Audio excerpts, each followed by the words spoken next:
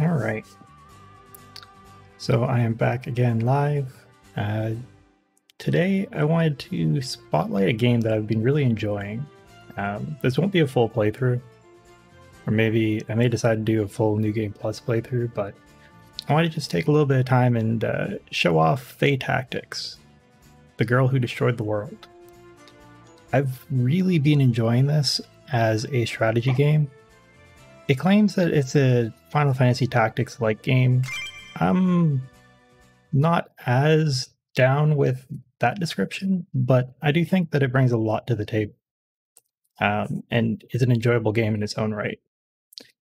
Actually, one of the neatest things I think is the loading screens are kind of like little tutorial sections, and you can click through and see all the different lore pieces, tips, whatever they randomly put up here. And these change as you go through the game. So as you can see, I'm on like lore 12, 13, whatever.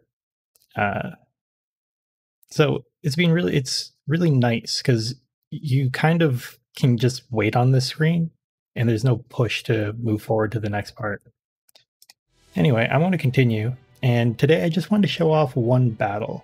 In this case, it's a fairly simple game. I'll use this battle to kind of demonstrate what the game's about, talk a little bit about it, and enjoy ourselves.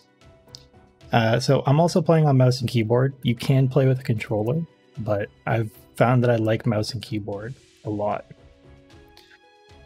So as you can see, the maps in this game are pretty small, and I really appreciate that because I've played a lot of strategy games, and a lot of times you can have some pretty large maps, all things considered. Sorry if the sound cuts out. Just need to... Alright. I'm also playing in windowed mode, so if the game does not lock your cursor into the window.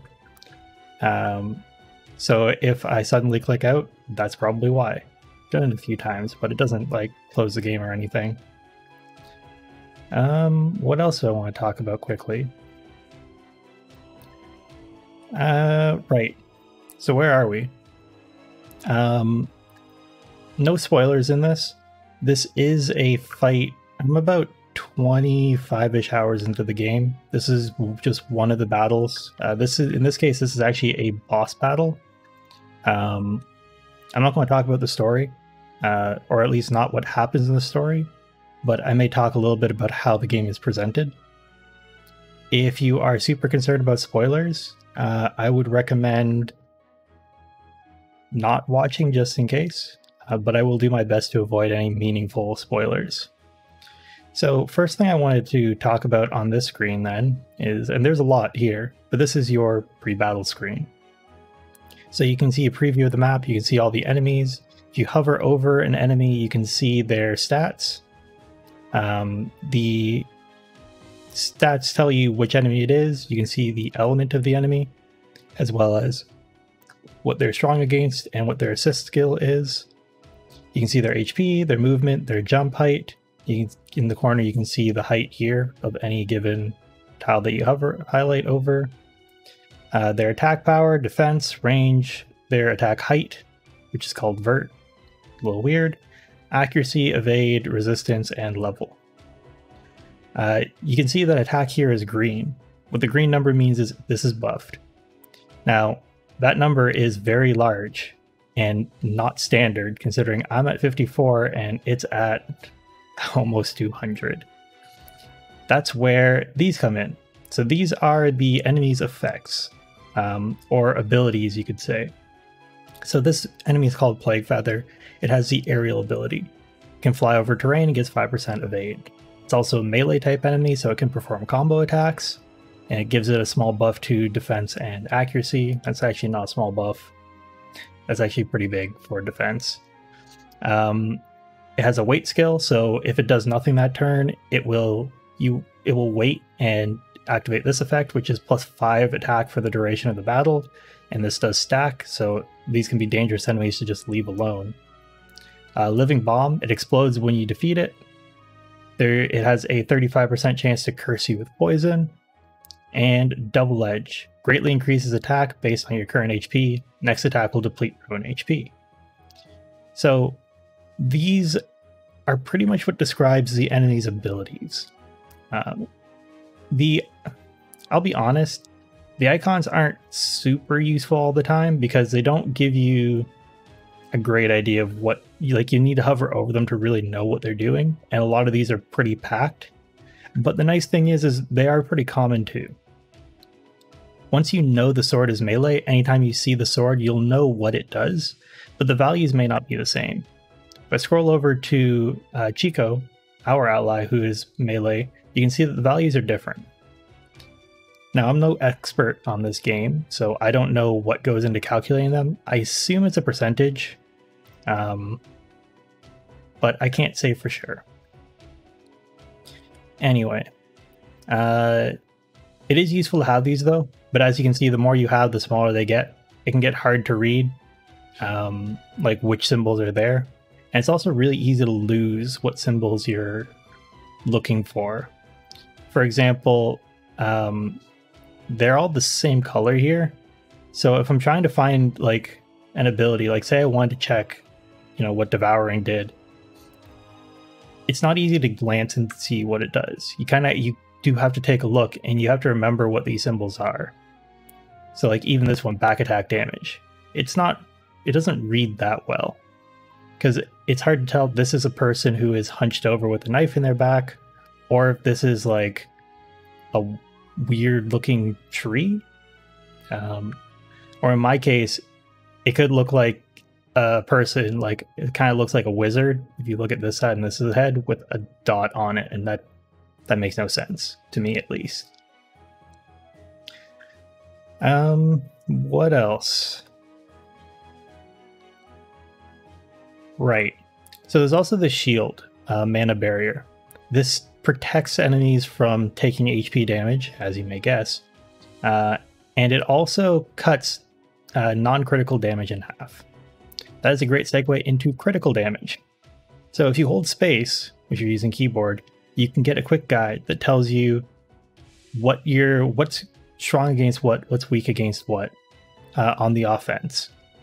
And also gives you an idea of back attack, bird's eye attacks, which is an attack of opportunity from above, enchants and curses, and combos.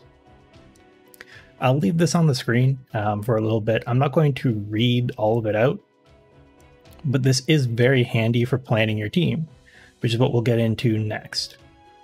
As you can see, well, if we take a look at the map, you can see that there are a lot of earth enemies here, and a lot of arcane, which is the ghost fire looking people, or looking elements. There's also the boss, which is ice.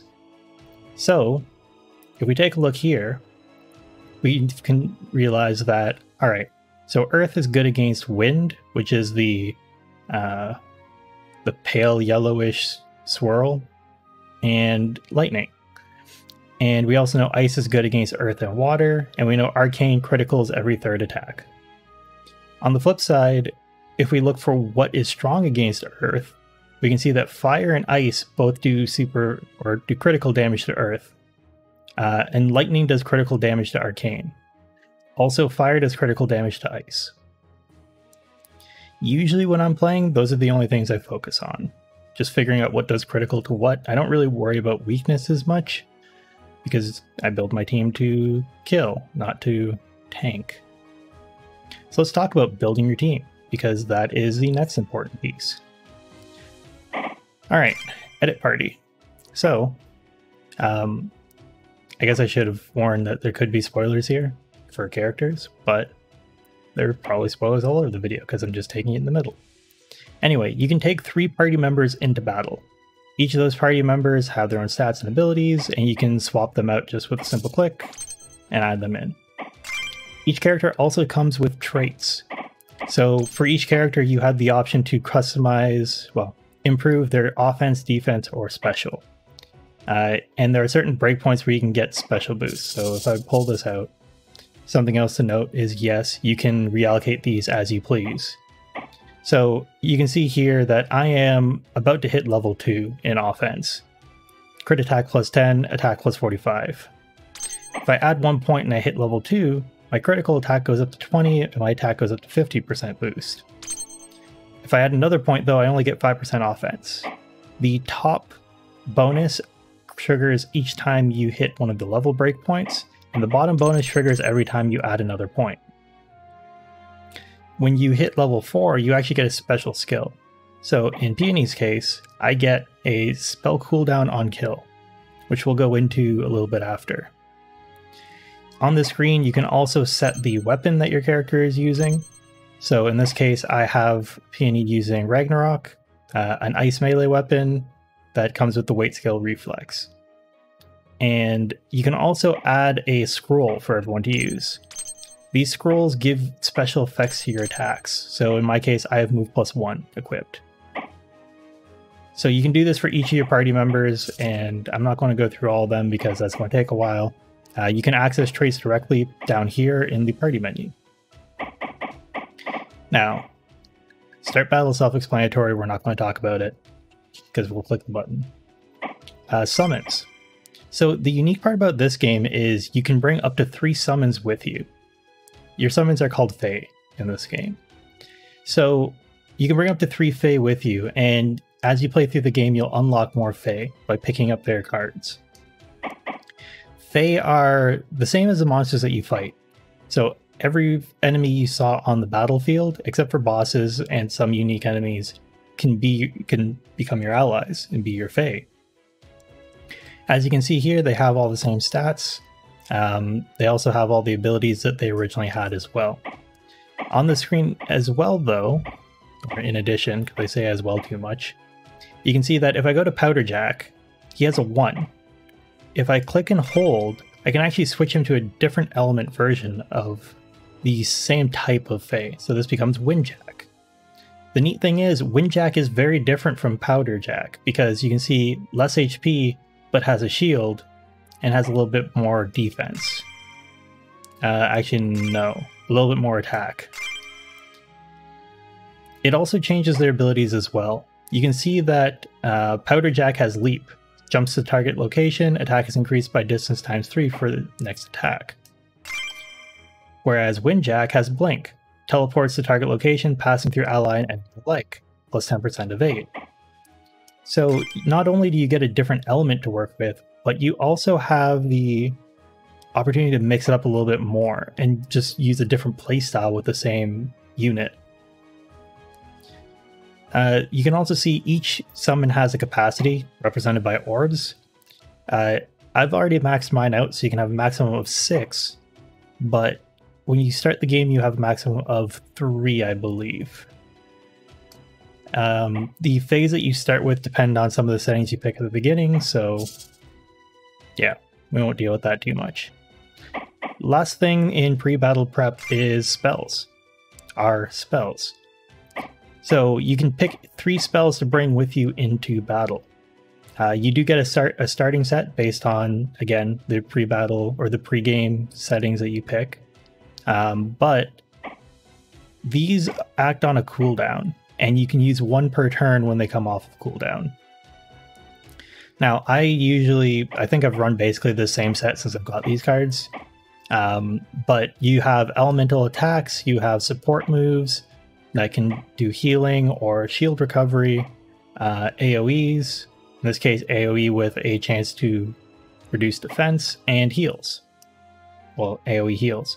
There are also buffs that you can bring, so a haste buff or a prayer buff. These can all be really useful, and you kind of want to set your Fae and your spells to match or to complement each other. Anyway, last thing on the screen is day of the week. The day of the week actually does matter in this game, and each day comes with a certain element. Units of that element will get bonuses, or units of that element get bonuses for those days. So if I came on an Earth day, each of these Earth enemies would be even stronger than they are now.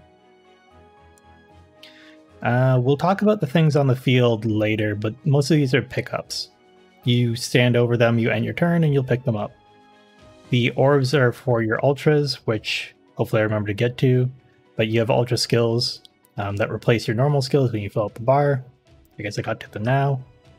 These are upgrade materials, which you can use to upgrade your, well, get extra bonuses that persists between battles. And then chests usually contain spell cards. I've been horrible about picking up chests, but that's okay. Alright. Let me double check my units. Because I have fire, ice, and wind. Cool. Let's kick it off. Alright. And we're in the game.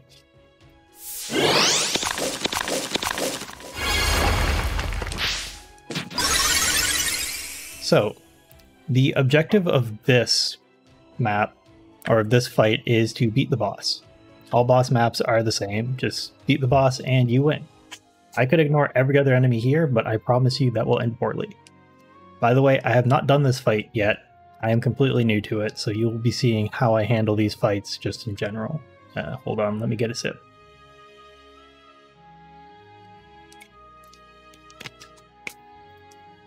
I'm just drinking water, not alcohol. I haven't reached that point yet. Okay, so you can see in the bottom here, well, first you see the cards on the side, and they have their cooldowns in the corner. You can see the round number, and you can see no retreat. Normally when your main units get knocked out, they'll retreat from battle. In boss fights, if they get knocked out, you actually game over. Now, turn order. You can see that each unit is represented on this map. I didn't realize how annoying the sound effect for hovering over these was. But each unit is represented here, and they have a number. That number is their turn speed, as far as I understand it. And the higher it is, the faster you go. You have the option to view enemies, so if you click on one of these, you'll see where that unit is on the map. You can also delay your unit's turn. I'll be honest, I've never delayed my unit's turn. I probably should have a few times, because thinking of it, there were some opportunities where that would have been useful, but I have not. So yeah, there's a thing. Something else I should have mentioned, thinking of it, bosses have cards, and bosses can and will use those cards against you as much as possible. So the silence effect, which you will be seeing a lot of, trust me, you will see a lot of it, lets me prevent bosses from using their cards. And I use that a lot because cards are annoying. Really good for you. They really suck for the enemy, especially if you take a look at Acid Rain. It does 19 damage, but it also reduces defense by 19. It's kind of annoying, and it hits everyone. So, anyway, let's jump into this. I'll try to talk about my mindset and what I'm thinking each step of the way so you all can see how I tackle this. Now, first thing, I'm going to check the enemies around. I just want to make sure that there's no one who has something annoying. Oh. So, you can see here that I can attack this enemy and do critical damage and kill it. The unit in question right now is the Powder Jack. He looks like a little dog. It's like a weird mantis dog thing. Anyway, I could get the kill here, but I don't want to because once I move my unit, he's kind of going to be stuck and at the mercy of everything around it. These Plague Feathers are going to go before I have a real good chance to, or before I have a chance to even kill them. And, oh, I forgot to mention, if you right click, you can see their move range. So if I go for this kill, I put my unit at risk, and you ideally don't want to lose your units. Especially because you have so few units, it is really important to keep as many of them as possible for quickly destroying enemies. Now, this is something that you wouldn't know, my dear viewers, but if I go to Chico, Chico has a unique ability, which is the weight skill, Protector.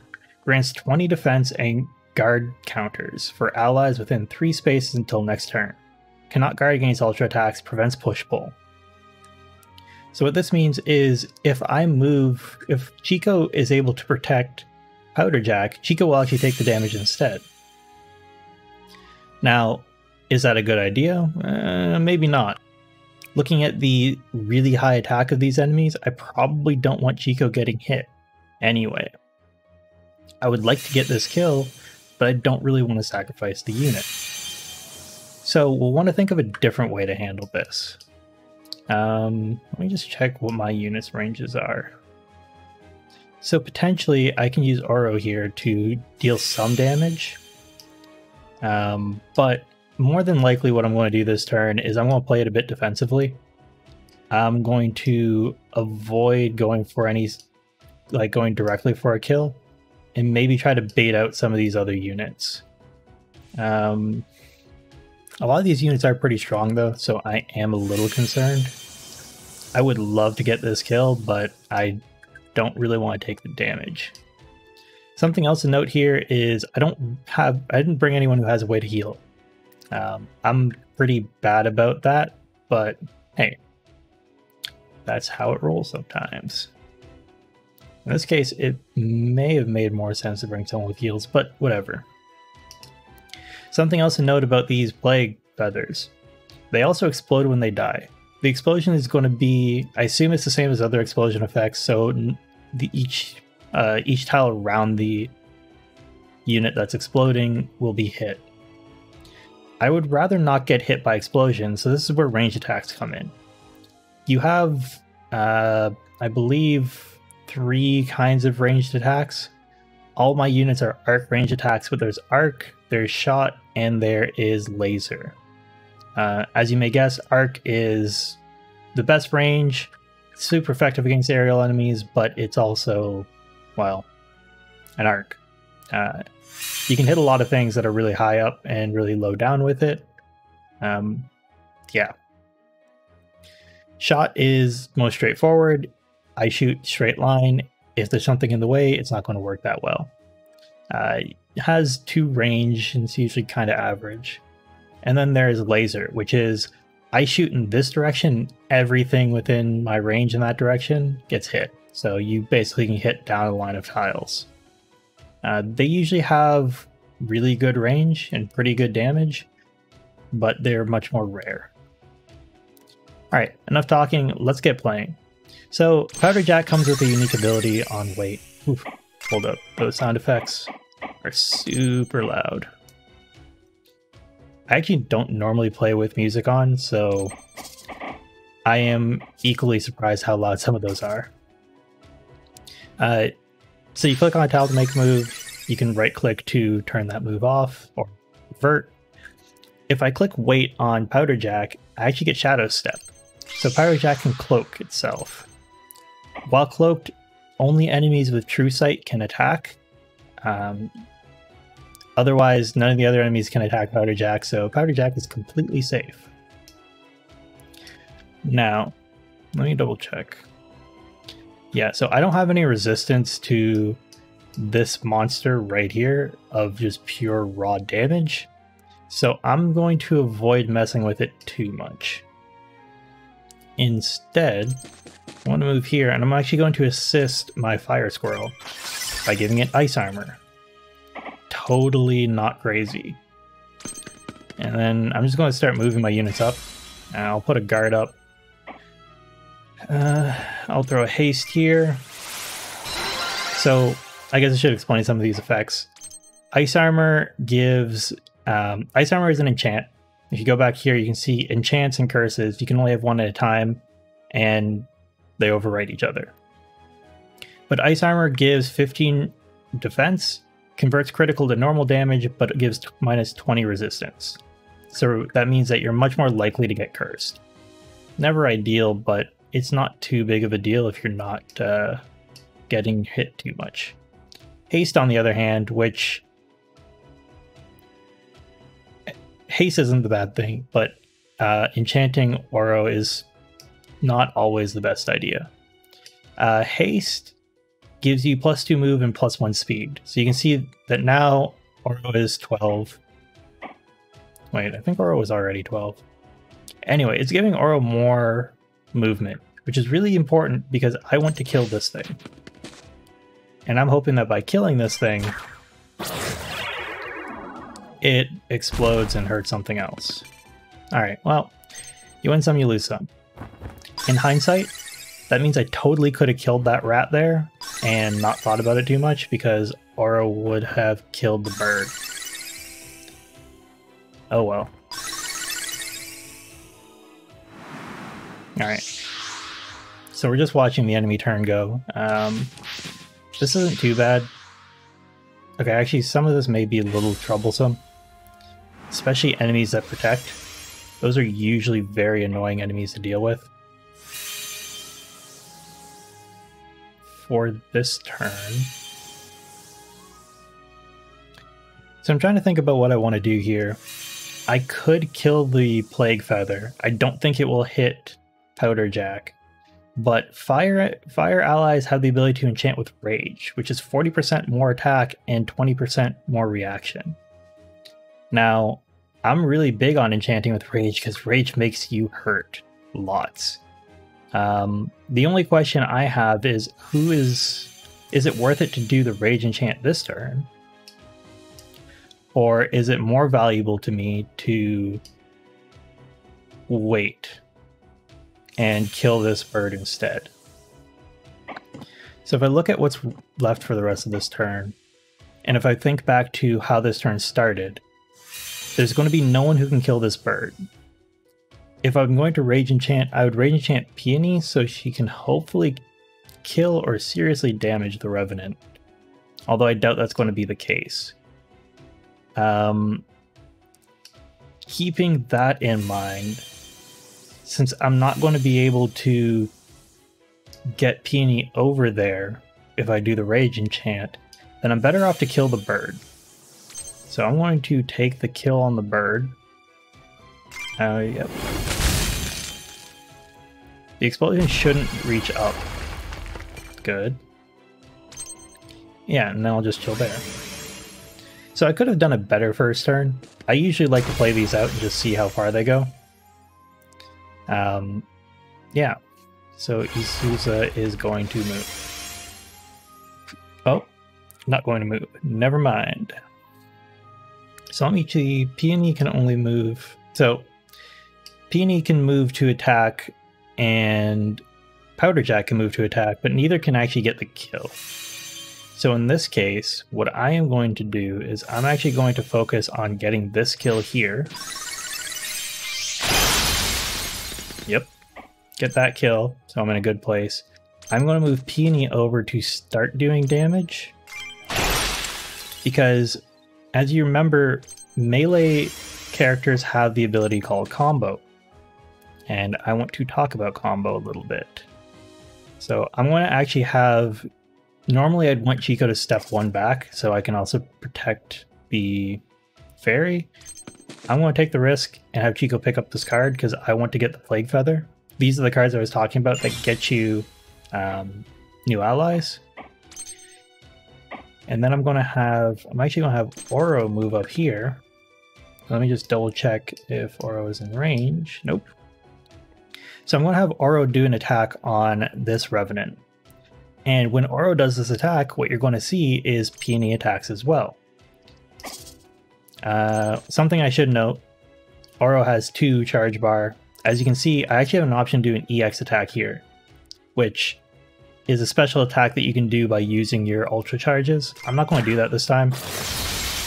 I could have done that to get the kill, but I think Peony gets pretty close. I can get the kill with Fairy, so I'm not too concerned. So melee characters are really useful because if you surround an enemy with melees, you can attack it with ranged characters and just get free damage and stack that damage pretty hard. Looking at it, I will not be able to get... I'm not going to be able to get Fairy in range to hit this. So what I'm actually going to do is I'm going to haste my squirrel. So my squirrel will go before the Revenants do, and I can get the kill before it moves. I'm going to need to bait out those birds or snipe them soon. But now that I have the extra range, I can move... Let me double check these ranges here. I can move into range so that the squirrel can get the kill. Even if the squirrel misses, it's still possible for Yep, level up. It would still have been possible for Peony to just combo it, so I wasn't too concerned. Alright. So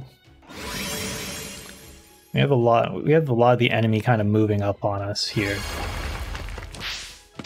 Nope. That really sucks, actually. Oof, that was painful. So, ice isn't super effective against wind. It just nuked my fairy, though. So, what I've realized at this point is I am not going to get away with keeping my Fae alive. That will not happen. Taking a look, Oro got one shot. Actually, all three of them got one shot. So, I know that this is going to be a very interesting little fight.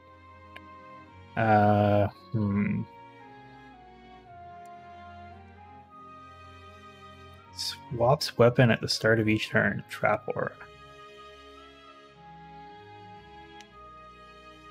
So, yeah, so here's what caused that. There's a chain ability here, which will let the attack hit 3 additional targets, or up to 3 targets. This is a problem because they have 5 range. Basically, every attack they do is going to hit my whole team. And they also have pretty huge barriers. So what I'm going to want to do for this, like just taking a look at it and what are good options here. This is going to be a hard fight. I'm probably going to need a few restarts, more than a few. Ideally, I want the boss to not move up, though. I'm not going to go for the chest either. That may trigger some people's OCD. I'm okay with not going for chess. You just want to think this through. So, I don't have too many good options, just speaking honestly. I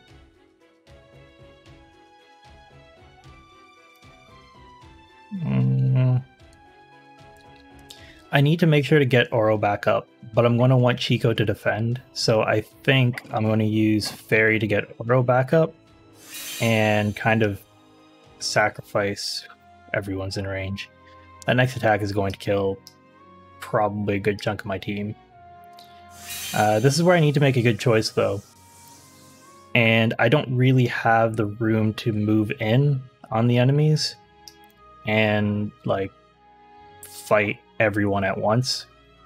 I was hoping that Isuza would stay back a little bit more, but don't have that luxury. Shit, so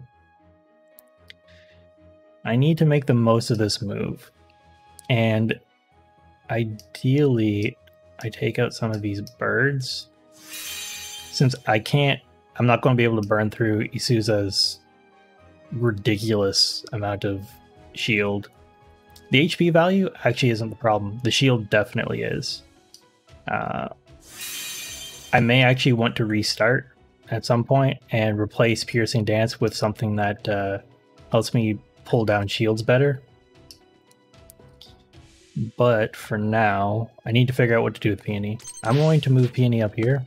I want to bring Oro back up. And I will wait. I'm going to move the dog up. I'm going to cloak.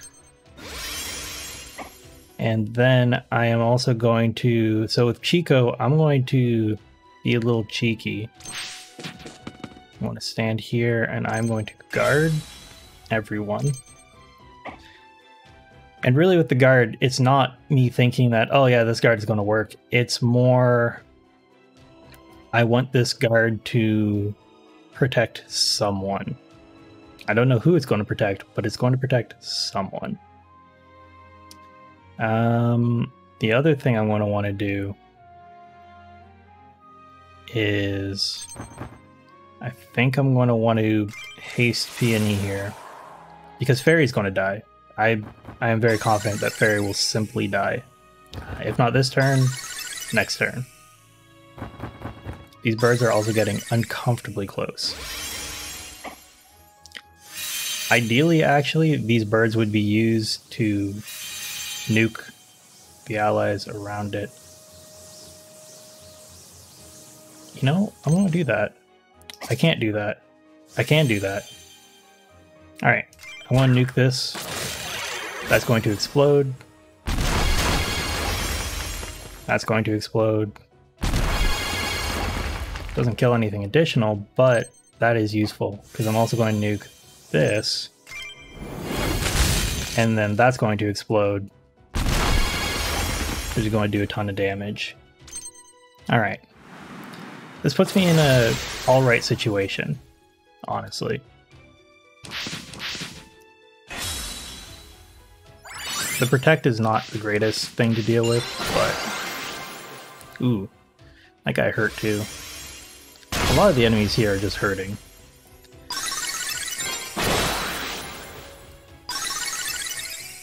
Alright. Let's see what Isuzu does. This is kind of the important move. Ooh. Did not get killed. This is big. Potentially. Alright. So this is actually not a bad position. Excuse me, not a bad position for Isuzu to be in. Between two of my attackers, although he is guarded by this fool, which is less than ideal. Let me see. So, using Piercing Dance, I'm only going to do about 24 damage. Not great. I also have the option to heal this turn. I think the heal is going to be more valuable overall, so I'll do that.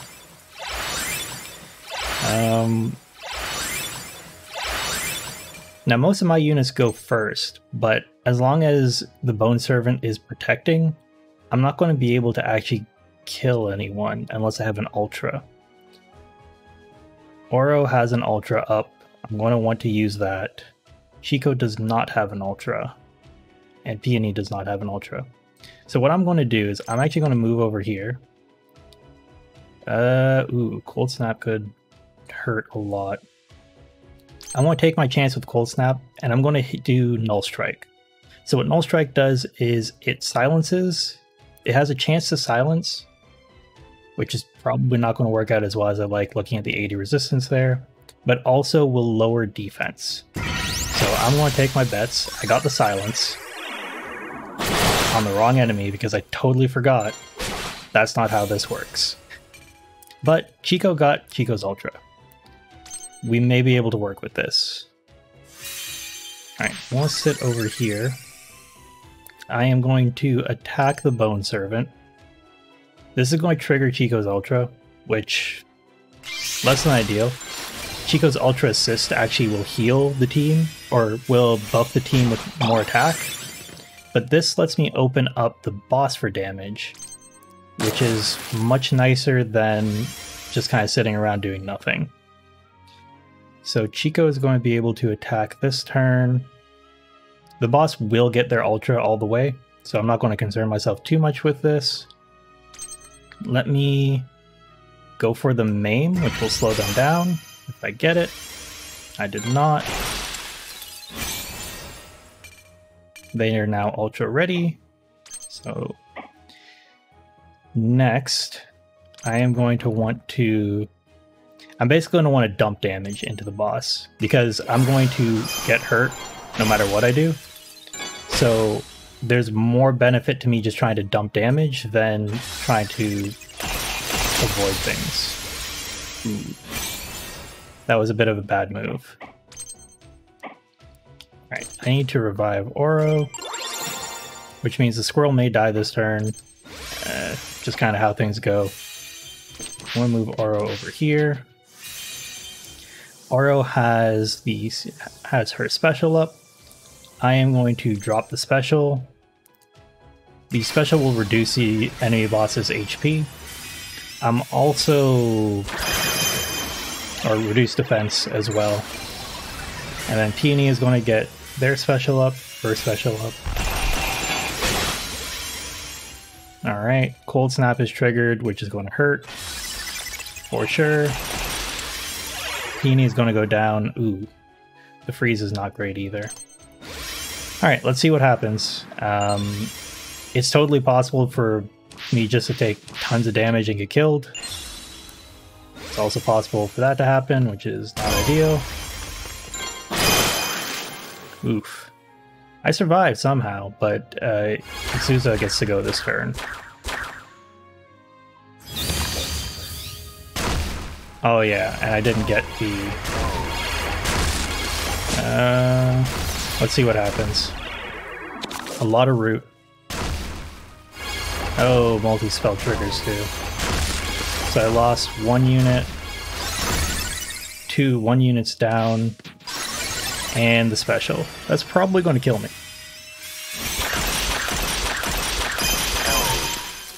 Yeah. So, oh wait, I have a unit. I technically have a chance.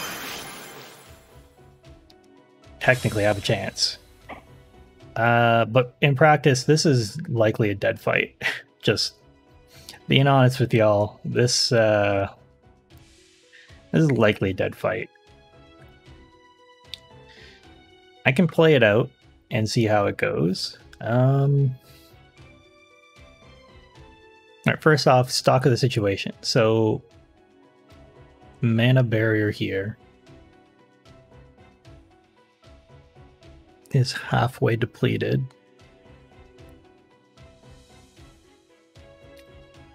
I think a big part of this strategy is going to rely on getting the silence on.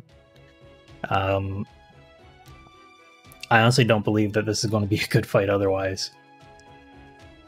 Which means that the Bone Servants need to die early, so I can get the most attempts. I am going to revive Peony, and you'll see why in a second. The only chance I have at surviving this is nuking. So I'm going to drop this nuke, and hopefully this will give me a chance to pick up some other people.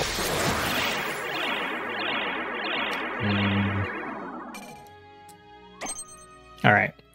So the nice thing about spell cards is they don't take your turn, as you saw on the boss. I need to seriously consider who I revive here, because I think Isuza's going to hurt. I'm not sure which of these cards are going to be played, but Acid Rain is probably going to be game. I think the play in this case is I'm going to revive Oro, and we are going to try and kill the Revenant.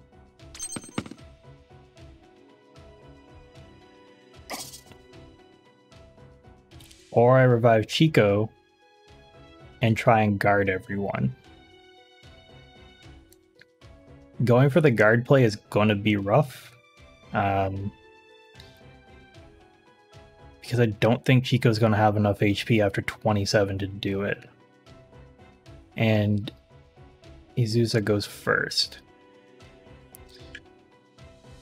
Oh. I think Chico's the play. It's this is a riskier one. Definitely. Not my ideal play whatsoever. But this gets me the full guard, and I have a little bit of shield. There's a chance that I survive this. Okay, Chico has special. Never mind. There's the defeat screen. So yeah, let me give this a quick retry, since I know I can do better in the first part. Second part's going to be a little sketchy.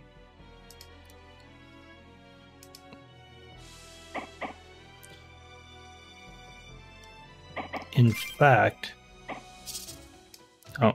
I may want to go with Earth Squirrel. And the main reason to go with the Earth Squirrel is this way I can buff shield And it looks like having lots of shield is going to be more beneficial to me than having not lots of shield. I'm also thinking that I want something different than Fairy, but I don't know what.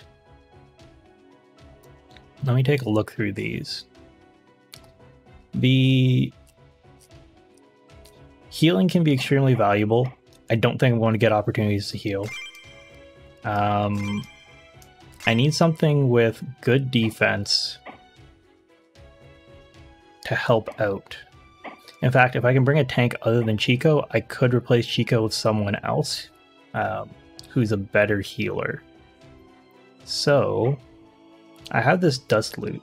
Let me double check here. So earth is good against wind and ice is good against earth. So the dust loot is an okay choice. It's a wind type. It is a tank. I believe it's a tank. Hold on. What is its weight action? Yes, protector. I could go with the Skull Servant. The Skull Servant may be a better tank in this case.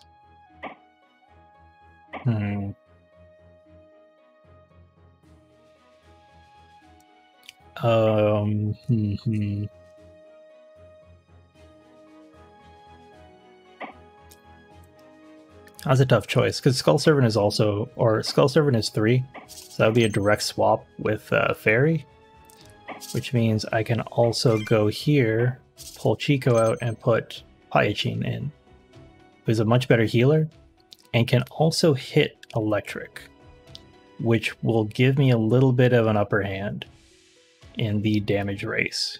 And is pretty tanky, all things considered, especially if put on water. Let me check out what we have set up on Pyachin here. All right, I'm gonna invest more into defense. I want to keep Defense Breaker, and Teamwork 3 is a good idea. I want to stick with River Charm for the beam attack. Beam is laser, by the way. I just got that wrong. I'm looking here. That means I'm going to run Skull Servant as my tank, which is okay. I want to keep Powder Jack because Powder Jack gets me a lot in the sense of range, and this can give me more shield.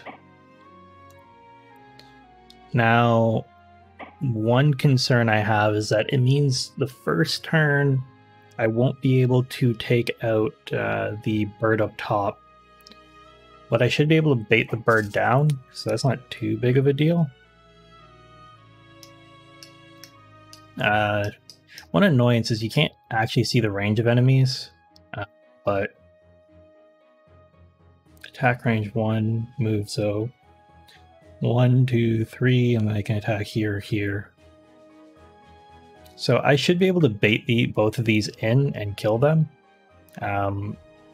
which means I'll spend my first turn mostly buffing up, which is fine. Now, I want something that helps me with my damage. True Sight, no. I think this is. MB damage reduction reduced to 70% and 50% resistance.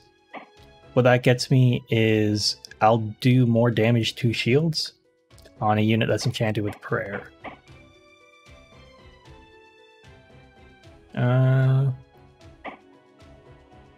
Let me think. Teleport can always be pretty useful. Skydancer's Breath as well is not a bad one, because Dance lets you, it gives you approximately 2 free dodges. There are some good questions here though, honestly. It may be...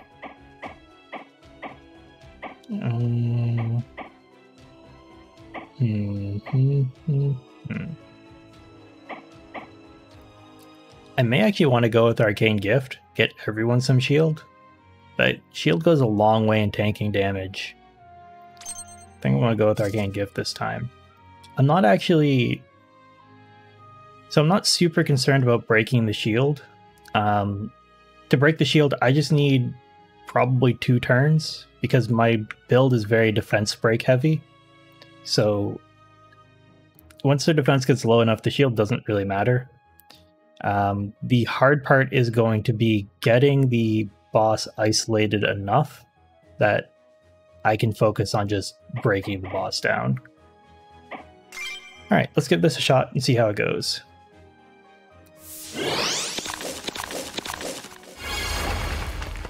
Alright. So boss moved. I'm going to assume the boss always moves. I'm going to assume the boss is actually pretty aggressive, all things considered. And if I move close to the boss's range, I'm probably going to get attacked. That's what it looked like last time. So, how do I want to play this? I am going to play this a little safer. Now, who do I want to buff? I want you to be highly defensive. I want to give you more defense. Okay. Oh, they're buffing too. Well, that's okay. I can work around this a little bit. The bird should come in. Okay, so I should be able to kill that bird. And next turn I can kill that bird. So I'll actually move up one and then get let me move diagonal one and then get the kill. The reason why I moved closer is just to give more range in the next turn. Alright, so let me double check something. What is Isuza's range? Not that tile, so I could move in there. Bone Servant is currently up. What is Bone Servant's weight? Protector, yes. Alright, I'm going to stand over here, drop Protector, and end my turn. Alright.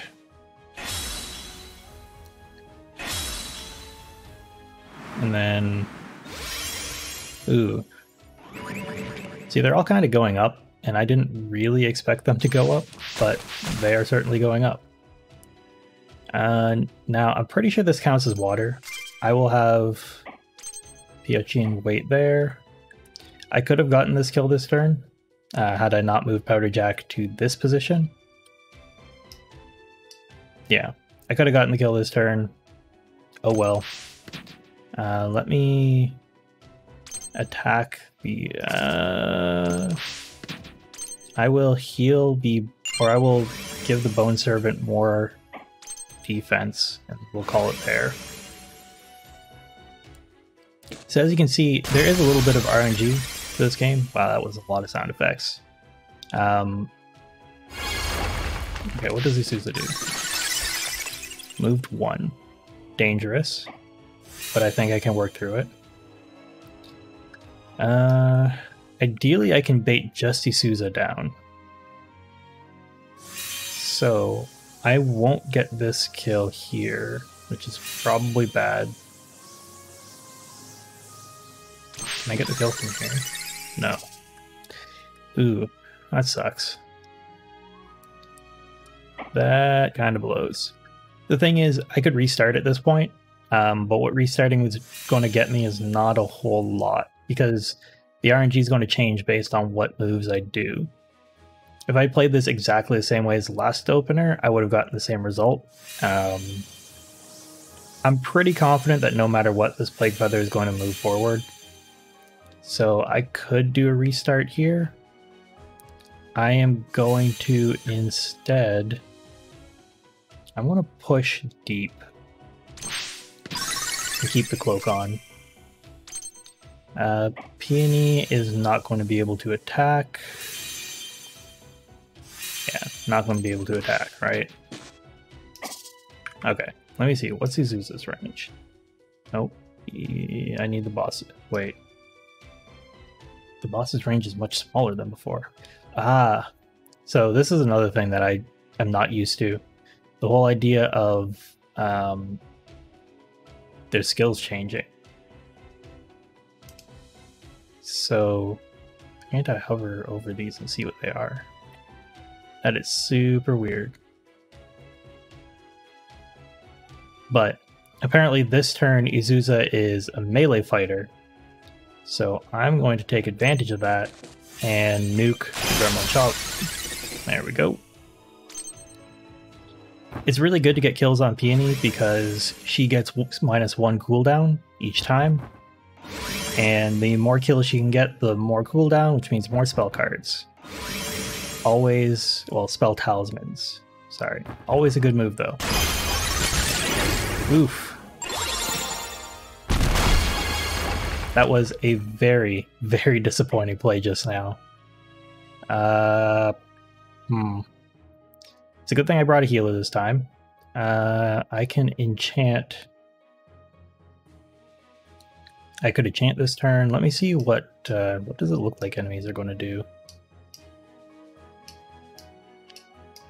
Birds are going to move in. I'm going to move Oro up, and I will cloak Oro as well. All right. Nothing can get to you and hurt you. So I am going to drop Protector, pick up the berry to get some more barrier. This is going to pull enemies in towards me a bit more, which isn't a bad thing.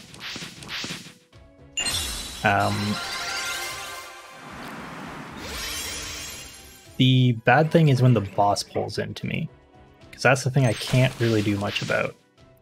Alright, so here is why Paichin is amazing. Like, AoE heals for everyone. It's great. Alright, going to drop the barrier here. And I'm just going to pack barrier as hard as possible on my tank. And we will figure it out from there. Okay, so Isuza has an arc attack this turn. That was to be expected because Isuza got an arc attack. I have barrier on everyone, and I also have heal. I want to hold off on using barrier until, well, so I can really take advantage of it. I want to come around. This is hard. I want to come around the back, but I can't kill these because my attack is melee. So they'll just explode on me. I also can't really pop in the middle of the enemy area. So I'm just going to kind of hover where I am. Once again, I can't really just pop into the enemy's base and go wild. So I'm going to revive Hyachin. And we'll kind of wing it from there. See, the birds are in a great position to just murder right now. But they say in this relative formation. In fact, if one of them could get a lot closer to the boss, I'd be really happy about it. Alas, not always the case. Okay, I'm going to drop barrier on everyone because I can, and barrier is going to help a lot. You know what? That's recovery. That is not. That does not do what I thought it would do. Disappointing, but I guess I'll have to deal with it.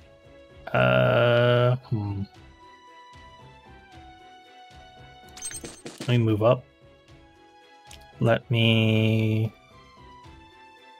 See, normally I'd really want to attack, but I'm just going to... I'm playing it a bit passively because I don't really know what I want to do with this. Alright, let me get into a good place. Drop my block. Bring the enemy in a bit. Bone Servant is not doing so hot on the whole damage side. Isuza is going to continue to be a problem. So we'll have to see how that goes. Yeah. I need to drop a heal this turn. Where do you... Okay, so I can stand here. And I can heal...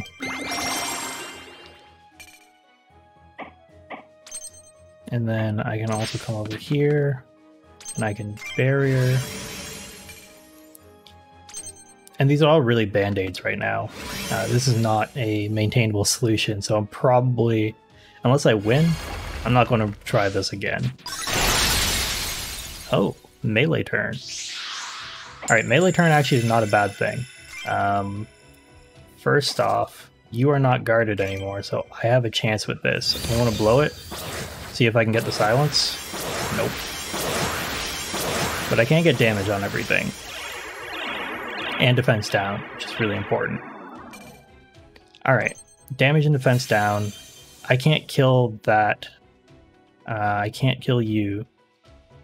And I am not in a good position to attack Isuza without hurting everything around him. Do I want to go for damage, or would I rather go for kills? Next turn is going to be an arc turn. I probably want to go for kills because Isuza won't, as long as they don't attack Isuza, they won't get more defense. Alright, up here. Let me hit you, so this hits both, and then, yep, that's what I expected to get the combo off. The birds are going to be a problem. I think the bird is going to get a kill this turn. Well, I mean, kind of got a kill. It got a kill through suiciding. And then I got a kill through actually killing. That kind of sucks. But it is what it is. Now I'm going to move Oro up. And I'm going to kill the Revenant. This will get me a crit for next turn, which is nice. Oh, the Possess is bad. So Possess, Possess is an enchant. Gives 20 defense, MB regain, minus 20 res though, so this actually may not be the worst thing in the world. Where can PF Chain move? Can't move anywhere beyond where you are right now. This is less than ideal. I would have loved to get these two protected, but they're also full, so I'm not too concerned. I am going to move you back so you don't accidentally hit something. Yeah, I'll move you back, and then I'll throw a protector on again.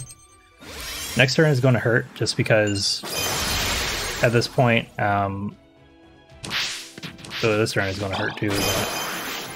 Yeah. I may be able to get away with this, so let me see. Let me go here.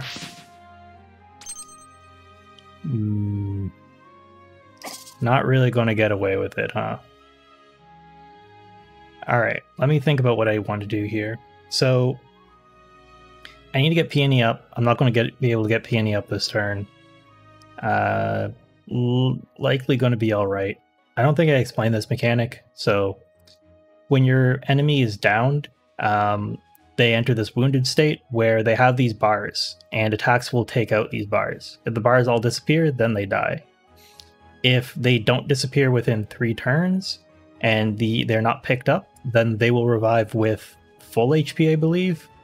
And otherwise, you can assist them and give them a quick pickup, so you can get them back into the game early. Now, as for what I'm going to do, I think the play and the only real option I have is to focus on healing. So I'm going to heal this turn. And I will bump. I'll do the bump on Peony here because it's going to be important for the next turn. Assuming Isaiah does not murder everyone.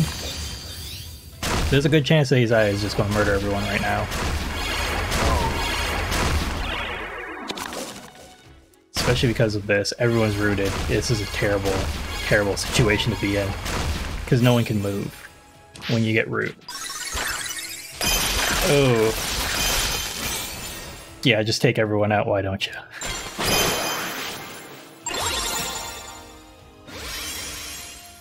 Yeah. This is bad. I think Peony dies here, so that's game over. Alright. This one's hard. I do think it's doable. I think it's doable with a bit of a different, like, I'll need to really think through the strategy on this one. But that is going to wrap it up for today because I don't think there's much else I can really show. Um, and yeah, I don't think I want to take this on today because I am feeling a bit tired. And we've gone for an hour, so that's all right. Anyway, thank you everyone for watching. I hope you enjoyed this look at Fae Tactics. It is a humble games game, so you can buy it on Humble Bundle store. Go and take a look, check it out. I recommend it if you like strategy games like Final Fantasy Tactics or Fire Emblem. This isn't that much different. It can feel a little overwhelming sometimes, just because you have much fewer units than you may be used to. But I think it's a good twist on strategy games, and I really appreciate what it brings to the table.